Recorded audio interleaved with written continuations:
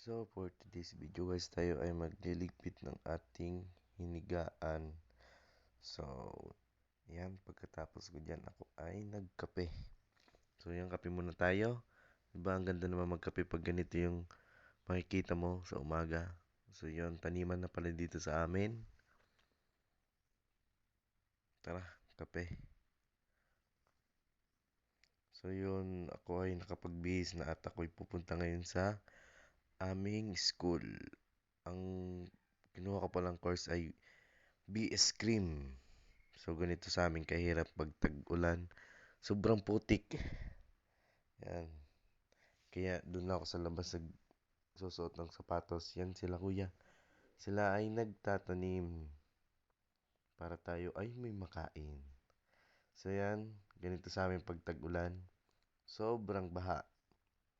Yan, ang hirap duman dito.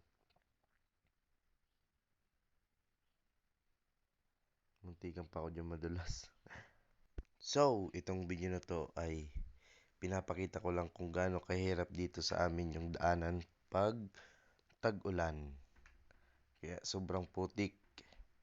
Yung nasa bahay ka pa lang ang linis ng inyong suot paglabas mo ay sobra ng putik. So yan, palabas na pala ako dito. So kinat ko na pala yung video kasi baka madulas pa ako sa daan kaka-video.